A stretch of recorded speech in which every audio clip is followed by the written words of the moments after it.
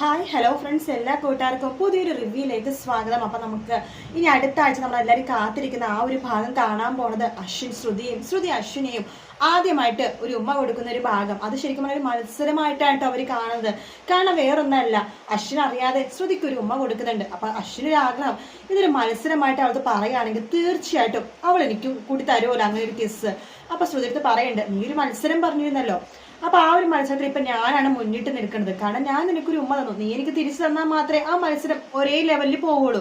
ഇപ്പൊ സ്കോർ ചെയ്തിരിക്കുന്നത് ഞങ്ങൾ പയ്യന്റെ വീട്ടുകാരാ. അപ്പൊ നീ തിരിച്ചു ഞാനിപ്പോ തന്നത് പോലെ നീ തിരിച്ചു തന്നാൽ മാത്രമേ നിനക്ക് സ്കോർ ചെയ്യാൻ പറ്റുള്ളൂ എന്ന് പറയാണ്. പക്ഷേ ശ്രുതി ഇങ്ങനെ മനസ്സിലാക്കും, എന്തൊക്കെ വന്നാലും ഞാൻ അയാൾക്കൊരു കിസ് ചെയ്യണ ആവശ്യമില്ല, പിന്നെ അത് കിസ് ചെയ്യാൻ പോലെ ഞാൻ എന്നൊക്കെ പറഞ്ഞിട്ട് ശ്രുതി അങ്ങനെ അടം പിടിച്ചിരിക്കും. പക്ഷെ എന്നാലും ശ്രുതി അത് ടെൻഷനാണ്. പക്ഷേ അവർക്ക് അങ്ങനെ പോയിന്റ് കൂടിയല്ലോ, ഇനിയിപ്പോ എന്ത് ചെയ്യുമെന്നൊക്കെ ആകെ ടെൻഷനാണ്. അപ്പൊ ആ സമയത്താണ് നമ്മുടെ ശ്രുതി അറിയാണ്ടാണെങ്കിൽ അശ്വിനൊരു ഉമ്മ കൊടുക്കണത്.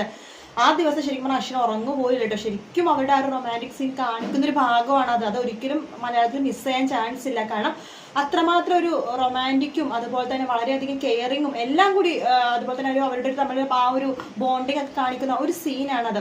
അപ്പൊ എന്തായാലും ആ ഒരു ഭാഗം കഴിയുമ്പോഴേക്കും പിന്നെയും ഒരുപാട് ഭാഗങ്ങൾ ഇങ്ങനത്തെ ഉണ്ട് കേട്ടോ. കാരണം ഇവർ രണ്ടുപേരും ലെവല്, അതായത് സ്കോർ ലെവൽ ചെയ്യാൻ വേണ്ടിയിട്ട് പരസ്പരം അടിയും പിടിയും വഴക്കൊക്കെ ആയിട്ട് അങ്ങനെ പോകുന്ന ഭാഗങ്ങളൊക്കെ ഉണ്ട്. എന്തായാലും അശ്വിൻ നന്നായിട്ട് തന്നെ ശ്രുതിയുടെ പുറകേയിൽ ഇങ്ങനെ നടക്കുന്നുണ്ട്. പക്ഷെ ശ്രുതിയാണെന്നുണ്ടെങ്കിൽ ഏത് നേരം എനിക്കടെ കൂടെയാണ്. അശ്വിൻ നോക്കുമ്പോഴൊക്കെ എനിക്ക് എപ്പോഴും ശ്രുതിയുടെ കൈ പിടിച്ച് അങ്ങോട്ട് പോകും ഇങ്ങോട്ട് പോകും. അത് കാണുമ്പോൾ അശ്വിനാണെങ്കിൽ ദേഷ്യം വരും കേട്ടോ.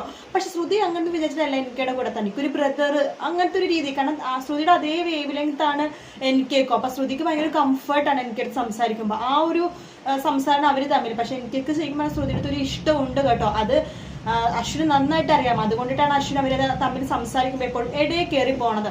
എന്തായാലും നല്ല നല്ല ഭാഗമാണ് ഇനി അടുത്ത ആഴ്ച വരാൻ പോകുന്നത്. വീഡിയോ ഇഷ്ടപ്പെട്ടെങ്കിൽ ലൈക്ക് ചെയ്യുക, സബ്സ്ക്രൈബ് ചെയ്യുക, കമന്റ് ചെയ്യുക. മറ്റൊരു വീഡിയോ രാവിലെ കാണാം. Good night, take care, bye bye.